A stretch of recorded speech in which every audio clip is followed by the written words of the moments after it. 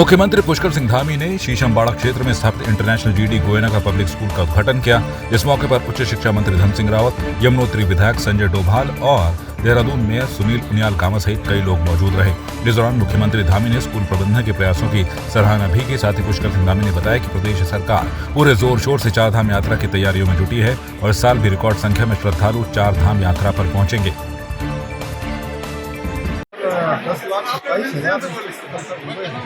10,27,000 सारे रिकॉर्ड पूछने वाले सारी व्यवस्थाएं हम लोग कर रहे हैं। बड़ा प्रयास है कि सबकी यात्रा अच्छी है, सब लोगों को यहाँ पर आकर भगवान के दर्शन आसानी से हो। और ज़्यादा हमने तय किया है जो भी श्रद्धालु उत्तराखंड के अंदर आएंगे सभी को दर्शन का लाभ मिलेगा।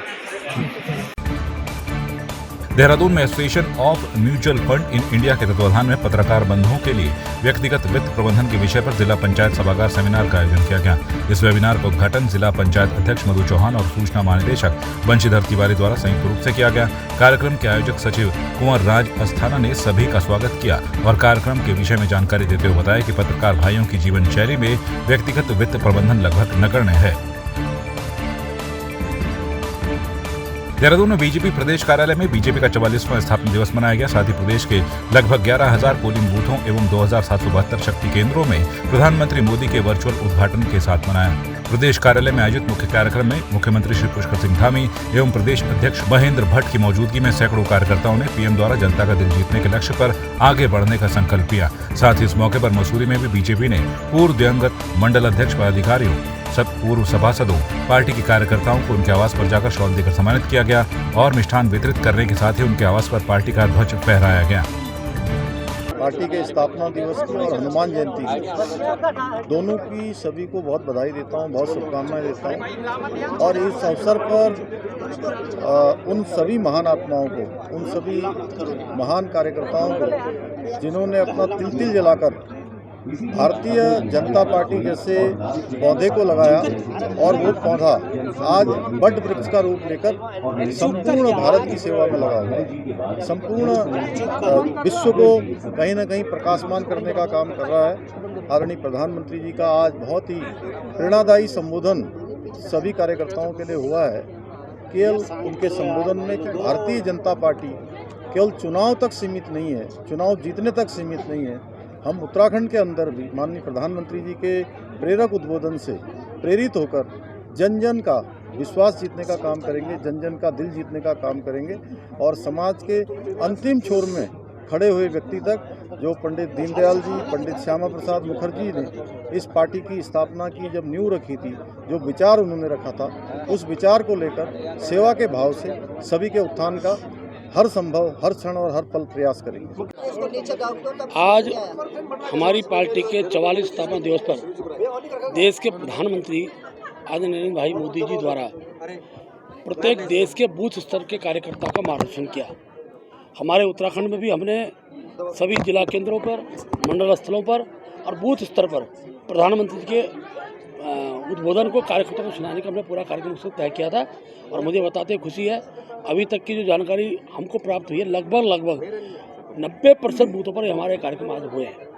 और मैं कह सकता हूं कि प्रधानमंत्री जी का आज का उद्बोधन आगामी दिनों के अंदर कार्यकर्ता का उत्साह अर्जित करेगा और जिस उद्देश्य के साथ राष्ट्र को परम वैभव पर, राष्ट्र विश्वगुरु बनाने के शिखर पर पहुँचाने में कार्यकर्ताओं को जो उन्होंने आज मंत्र दिया है, उस मंत्र को हम लोग नीचे तक ले जाएंगे। और क्योंकि जनता का दिल जीतना है, जनता का दिल जीतने का जो भाव उनके द्वारा निकल रहा है, वो एक प्रेरणा का स्रोत हम सबके लिए है। और मैं कह सकता हूँ आगामी दिनों में पार्टी उन सब उद्देश्यों की ओर आगे बढ़ेगी। राजधानी देहरादून में बजरंग दल, विश्व हिंदू परिषद सहित कई हिंदू संगठनों ने शहर भर में झांकियां निकालकर राम और हनुमान के नारे लगाए। हिंदू नेशनल स्कूल से शुरू हुई इन झांकियों में प्रिंस चौक, घंटाघर सहित कई जगहों का भ्रमण किया। इस दौरान सुरक्षा के लिहाज से भारी पुलिस बल भी तैनात रहा। बीते दिन सर्वोच्च अदालत ने किरण नेगी के आरोपियों को बरी कर दिया है। अपनी बेटी को इंसाफ दिलाने के लिए एक बार फिर से किरण नेगी के माता पिता ने आवाज उठाई है। किरण की मां महेश्वरी देवी ने नम आंखों से कहा कि निचली अदालतों में कानूनी लड़ाई लड़ने के बाद सुप्रीम कोर्ट में करीब 11 साल लग गए। आरोपियों को उम्र कैद या आजीवन कारावास की सजा भी हो जाती तो कम से कम उनका दिल तो मान जाता।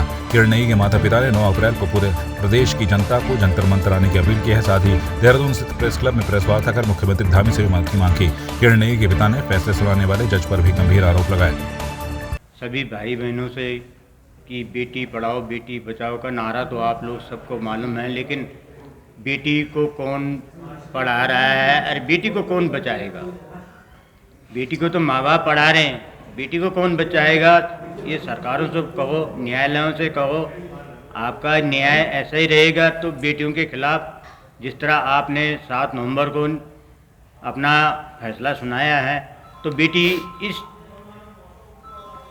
न्याय जो आपने न्याय सुनाया उस न्याय को सुनकर बेटियां कहाँ से बचेंगी?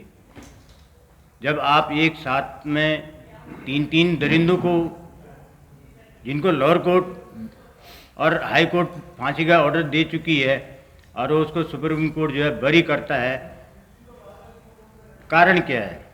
इस तरह जो है कि देश की बेटियां सुरक्षित नहीं रह सकती है और क्राइम बढ़ेंगे, मुलजिम बढ़ेंगे। सरकारें चुप्पी साधी हुई है, इस पर गौर नहीं कर रही है कि न्यायालय क्या कर रहा है। बेटियां बचाओ बेटियां पढ़ाओ का नारा हमने बनाया है, बेटियां कहाँ बच रही है? कौन बचाएगा बेटियों को? अगर खामियां थी, सुप्रीम कोर्ट लोअर कोर्ट को पकड़ता, पहले तो थाना पकड़ता, फिर लोअर कोर्ट पकड़ता, हाई कोर्ट पकड़ता कि भाई तुमने कैसा डिसीजन दिया, तुम तो अनपढ़ हो, तुमने डिसीजन कैसे दिया? या जिस जज ने ये डिसीजन दिया कि मुलजिमों को बरी कर दिया जाता है, वो जज ज़्यादा पढ़ा लिखा है। इस तरह फैसला तो हमारे लिए तो बहुत गलत था, पर पूरे हिंदुस्तान के लिए गलत ही हो गया, क्योंकि ऐसे फैसले आएंगे तो लोग मतलब सुप्रीम कोर्ट में सबसे लास्ट उम्मीद रहती है इंसान की, तो आगे कहाँ जाएंगे हम लोग अपील करने के लिए? यही है, हम यही चाहते हैं कि मतलब सुप्रीम कोर्ट से कि जब इनको शक था कि ये मुजरिम नहीं है तो उन्होंने सीबीआई जांच बैठानी थी कि भाई सीबीआई जांच करवाई, इसके मतलब हत्यारे कौन है, मेरी बेटी को मारा है, उसके साथ मतलब बहुत गलत हुआ है, तो उन्होंने हमें वो हत्यारे ढूंढ के देने चाहिए थे ना। तो हम तो ये भी कह रहे थे अगर वो हत्या नहीं रहे तो हम उनसे भी माफ़ी मांग लेंगे कि भाई हमारी वजह से तुम जेल में रहे इतने साल, पर वो हमें अपने वो तो देखे नहीं पहले कि हत्या किसने की, तो उनको खड़ा कर दे तो हम उनसे माफ़ी मांग लेंगे। हमें जुर्माना भरना पड़े तो हम उसको भी भरने को तैयार है, पर सुप्रीम कोर्ट हमें ये बता दे कि मेरी लड़की की हत्या किसने करी, उसका बलात्कार किसने किया, उसको किडनैप किसने किया, तो हम उनसे झुकने के लिए भी तैयार है। तो हमें यही चाहते हैं कि अभी भी मतलब कुछ नहीं बिगड़ा, सुप्रीम कोर्ट अभी भी एक बार फिर मतलब कर सकती है, सीबीआई जांच करा के हमें इंसाफ दिलाने में हमारा सहयोग करे, ताकि हर किसी का मतलब भरोसा टूटे ना। पूरा हिंदुस्तान का भरोसा टूट गया इस केस को देखकर। हमारा तो 11 साल पहले टूट गया था, जिस दिन मेरी लड़की का ये हाल हो गया, मतलब ये दशा हुई है, तो हम तो उसी दिन टूट गए, तो खाली वो जिंदा लाश बन के रह रहे थे। फांसी हो गई, वो भी बहुत जद्दोजहद की बात हुई, बहुत सारी स्ट्रगल थी जो कि सामने नहीं आती है, बट वहाँ फांसी हुई। उसके बावजूद इस केस में जो कि पहले हुआ था कुछ महीनों पहले, मेरिट्स पे हमारे देश में कुछ नहीं चलता क्या मीडिया प्रेशर से या लोगों के प्रेशर से ही न्याय मिलेगा?